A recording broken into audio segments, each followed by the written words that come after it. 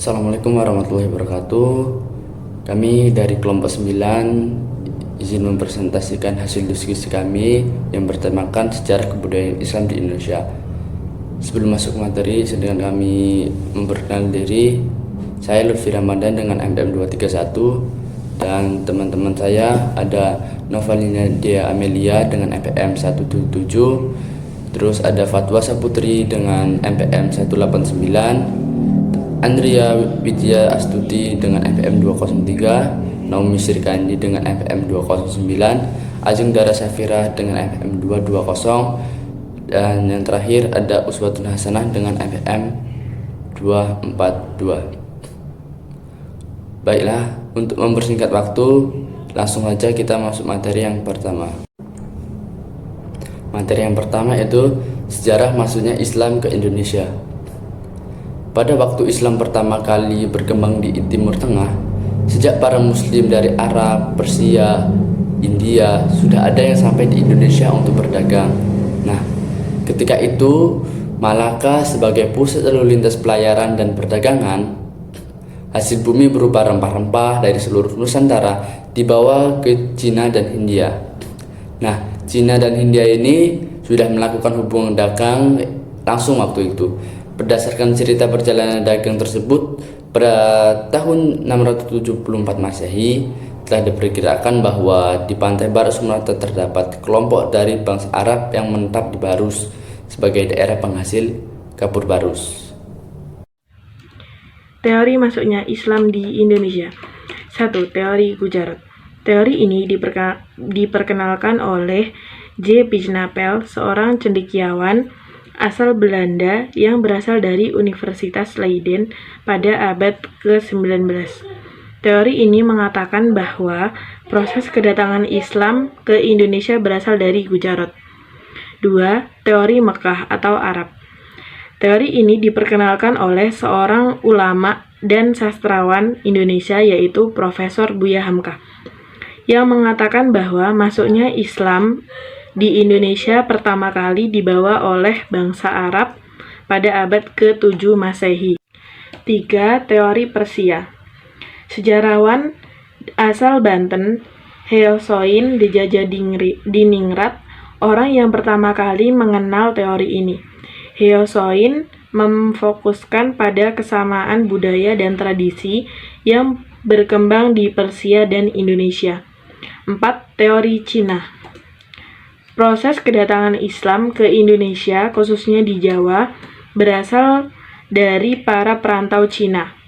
Pada masa Hindu-Buddha, Cina telah berbaur dengan Indonesia melalui kontak perdagangan. Nah, selanjutnya yaitu jalur Islamisasi di Indonesia. Nah, yang pertama ada saluran perdagangan.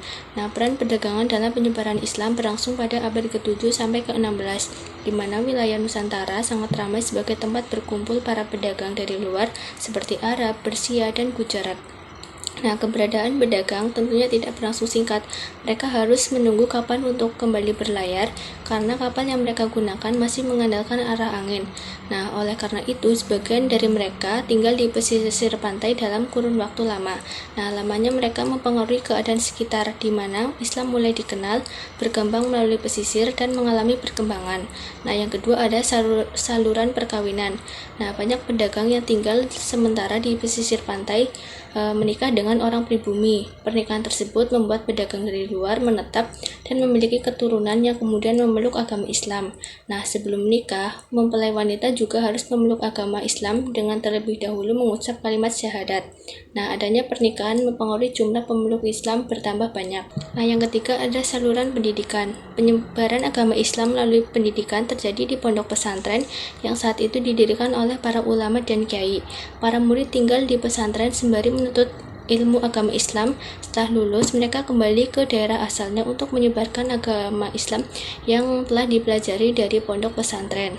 Nah, melalui cara ini, Islam tidak berkembang di pesisir pantai, akan tetapi mulai masuk ke daerah terpencil di pedalaman.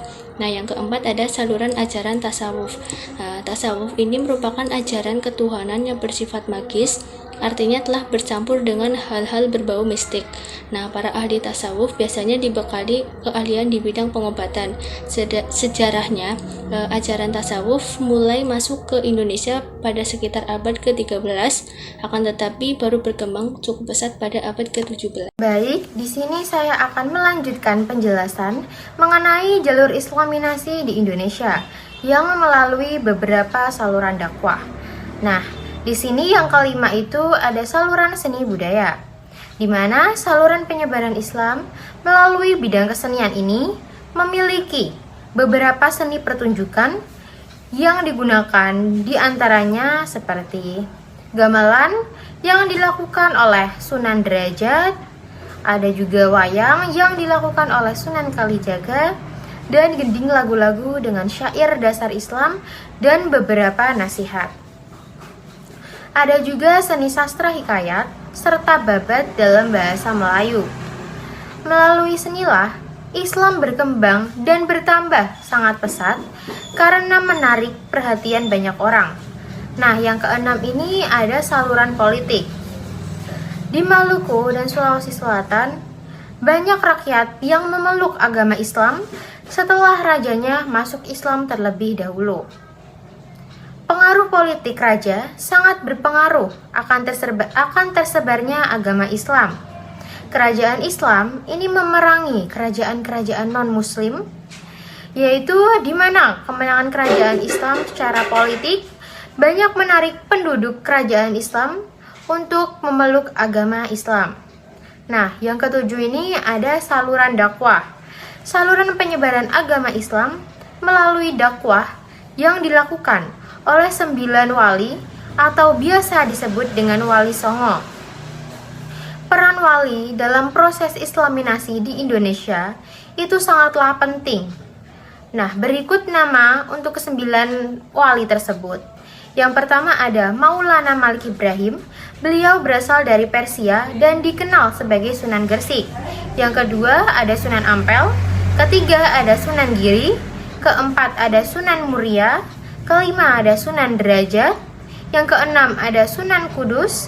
Yang ketujuh ada Sunan Kalijaga. Yang kedelapan ada Sunan Bonang. Dan yang terakhir ada Sunan Gunung Jati. Itu penjelasan dari saya dan selanjutnya akan dijelaskan oleh rekan saya.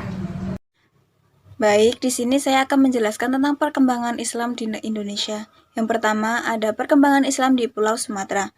Pada abad ke-7 Masehi, Sumatera bagian utara adalah pusat perdagangan rempah dan pedagang Arab berlabuh dari daerah lain.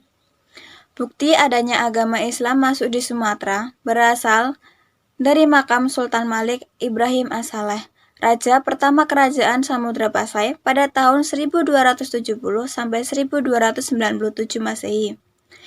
Dan makam seorang muslimah Tuhar Amisuri tahun 602 Hijriah.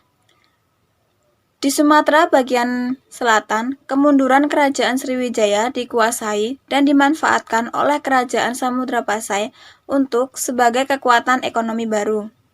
Yang kedua ada perkembangan Islam di Pulau Jawa. Bukti adanya agama Islam di Pulau Jawa berasal dari batu nisan Fatimah binti Maimun di Leran, Gresik pada tahun 1082 Masehi. Namun, hal ini belum berarti bahwa Islam telah masuk di daerah Jawa Timur. Setelah abad ke-13 Masehi, bukti-bukti Islamisasi sudah banyak ditemukan di Pulau Jawa, seperti batu nisan di Troloyo, Trowulan, dan Gresik. Dan di sini saya akan melanjutkan materi perkembangan Islam di Kalimantan, Maluku, dan Sulawesi. Penyebaran Islam di Kalimantan dapat diketahui dari hikayat Banjar milik Kerajaan Banjar. Islamisasi ini dilatar belakangi oleh kepentingan pemilik Kerajaan Demak dan konflik antara Kerajaan Banjar dan Kerajaan Daha. Pengaruh Islam di Maluku diperkirakan masuk pada abad 14 Masehi. Di Sulawesi, terutama bagian selatan, diperkirakan Islam masuk pada abad ke-16 Masehi, yang terjadi melalui konversi pusat kekuasaan atau istana keraton yang dijalankan dengan pusat kekuasaan yang telah ada. Hasil kebudayaan Islam di Indonesia. Yang pertama adalah masjid. Masjid merupakan tempat ibadah bagi pemeluk agama Islam. Masjid-masjid yang berasal pada masa kerajaan-kerajaan Islam di Indonesia yang dapat kita jumpai yaitu Masjid Demak, Masjid Menara Kudus, Masjid Sendang Duur Tuban, selain itu Masjid Agung Kasepuhan Cirebon, Masjid Sunan Ampel Surabaya, Masjid Baitur Rahman Aceh, Masjid Angke Jakarta, dan Masjid Ketangka Makassar. Yang kedua adalah keraton. Keraton adalah istana tempat tinggal untuk raja atau sultan bersama dengan keluarganya. Bangunan keraton kerajaan Islam dapat kita jumpai beberapa di Jawa dan Sumatera. Keraton merupakan salah satu karya arsitek yang memadukan beberapa kebudayaan setempat dengan kebudayaan Islam. Yang ketiga adalah makam. Makam adalah tempat dikebumikannya seseorang setelah meninggal dunia. Umumnya pada makam kuno bercorak Islam terdiri dari 3 komponen, yaitu jirat, nisan, dan cungkup. Jirat atau kijing adalah bangunan yang terbuat dari batu yang berbentuk persegi panjang, sedangkan nisan adalah tonggak pendek dari batu atau kayu yang ditanamkan di atas jirat. Umumnya di dalam nisan terdapat beberapa tanda mengenai peristiwa atau sejarah orang yang dikuburkan. Yang keempat adalah kaligrafi. Kaligrafi adalah seni melukis indah yang diperoleh dengan merangkai huruf-huruf Arab. Selain itu, kaligrafi juga dapat menuliskan ayat suci Al-Quran menjadi bentuk yang kita inginkan. Kita seringkali melihat tulisan kaligrafi di dalam bangunan masjid atau nisan kubur.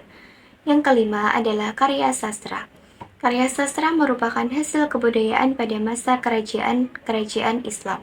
Umumnya, karya sastra akan berisikan tasawuf atau budi pekerti yang baik. Selain itu, juga dapat beberapa filsafat kemasyarakatan. Kesimpulannya adalah Islam pertama kali berkembang di Timur Tengah sejak abad ke-7. Para pedagang muslim dari Arab, Persia, India sudah ada yang sampai di Indonesia untuk berdagang. Terdapat 4 teori yang mendasarkan penyebaran Islam di Indonesia, yaitu teori Gujarat, teori Mekah, teori Persia, dan teori Cina. Sedangkan untuk jalur Islamisasi di Indonesia terdiri dari saluran perdagangan, perkawinan, pendidikan, ajaran tasawuf, seni budaya, politik, dan dakwah. Penyebaran Islam di Indonesia mengalami perkembangan dari Pulau Sumatera, Sulawesi, dan Jawa. Hasilnya Islam di Indonesia antara lain yaitu masjid, keraton, makam, kaligrafi, dan karya sastra. Baik teman-teman, sekian presentasi dari kelompok 9, kurang lebihnya mohon maaf. Wassalamualaikum warahmatullahi wabarakatuh. Terima kasih, Pak.